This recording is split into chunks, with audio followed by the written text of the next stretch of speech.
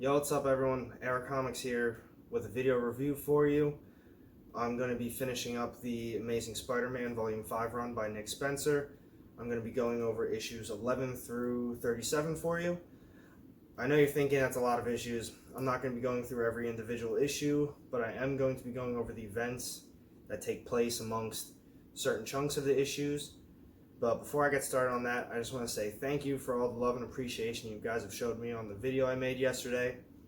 Really didn't know what to expect with it, but I appreciate everything you guys were doing for me and giving me the positive feedback.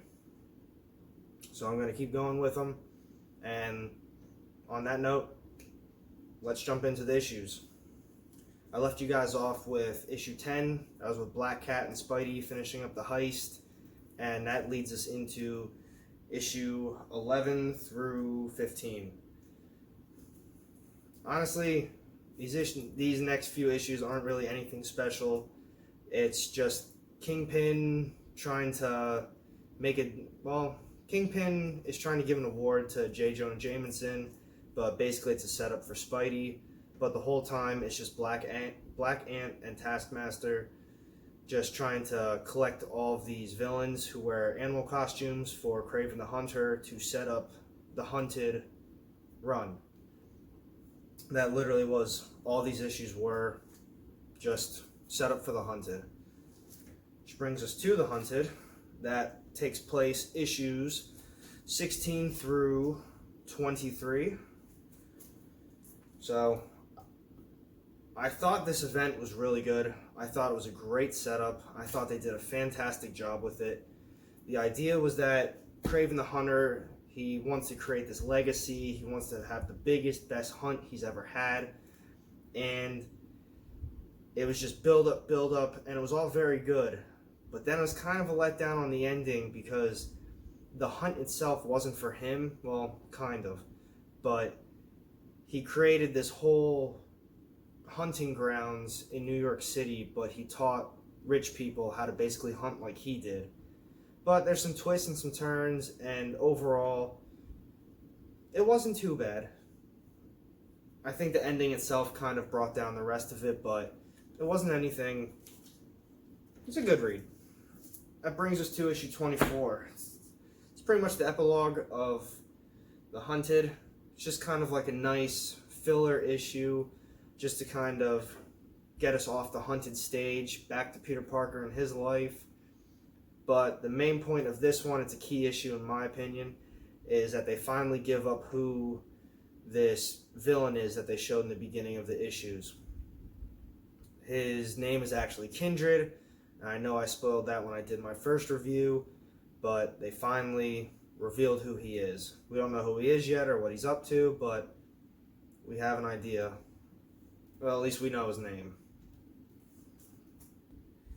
So, that brings us to issues 25 through 29. 25 was a big 60-page book. Kind of set us up for where it's going with the Syndicate. Those issues itself, they weren't anything too special. I wasn't a big fan of them. It's basically an all-female group that is trying to get back at Boomerang, you know, Fred, Peter Parker's roommate. I guess he's wronged all of them at some point over the years, and they're tired of it. They came together and they want to take him down. Kingpin also has the same plan, so they're kind of working against each other. And same thing, some twists and turns, nothing too crazy, but it was an okay read, I guess. That brings us to the two tie-ins, 30 and 31. The Immortal, I have the Immortal variant and the Mary Jane variant for these. So I'm going to show that one, talk about it while I bring out the Immortal variant. These issues are straight absolute carnage tie-ins. They're very well done, and honestly, they're a couple of my favorite issues from the entire run itself. And check out this sweet cover. One of my favorite ones that I own. Love it. I wish I bought the other issues that had the Immortal variants. So, like I said, they're straight Absolute Carnage tie-ins. They have nothing to do with the run itself. They're very well written. And I had other reviews of them earlier, so if you want to check those out, you can go over them there. It's basically all the Absolute Carnages put together. And let's see. That brings us to 32 through, I'd say, about 36.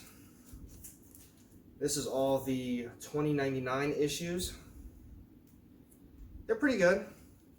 They're not too bad. I'm not the biggest fan of the 2099 stuff, but I think Nick Spencer did a pretty good job with it. Spider-Man was with his university classmate, I forget his name, it might be Jamie. He creates something called the Clairvoyant, which plays a big role in this. These issues, they brought in the Chameleon, Silver Sable, Doctor Doom, and it was pretty cool. Chameleon's like the main villain behind the scenes. They try to assassinate Doctor Doom, and on that note, he tries to kind of shut down New York. He wants to find out who tried killing him, and that's where the Clairvoyant comes in. So they use this tool to kind of predict the odds and the outcomes and the probabilities of things, and he uses that to work all these different angles to see which one would take down Doom the best. And it worked, kind of. They at least made him happy enough to let New York go and kind of go back to his home place. And that was how those issues got wrapped up. I know I'm kind of breezing through these, but it would take forever to talk about each individual issue, so I'd rather just talk about the main gist of each event. And that brings us to our most current issue, 37. We got the cover A, nice Ryan Otley art. This is probably my favorite issue of the entire run, probably other than the Absolute Carnage issues, but it was so well written. Did a really good job with it. The artwork was great, and they used the Clairvoyant in it to kind of make Peter's life easier. They really showed him kind of get back down to earth. He was able to help MJ, help Aunt May, and then spend more time with MJ, even though she's out in California. He used the Clairvoyant to kind of predict where crime was going to happen. He was already there to stop it, so it just made his life easier. But the cool part about this is they brought Kindred in at the end, and I think 38 is going to be a really cool issue. They brought, I don't want to spoil who it is, but they brought him back from hell. He's not in this run, so don't worry about that. He's from past run. But it's going to be cool.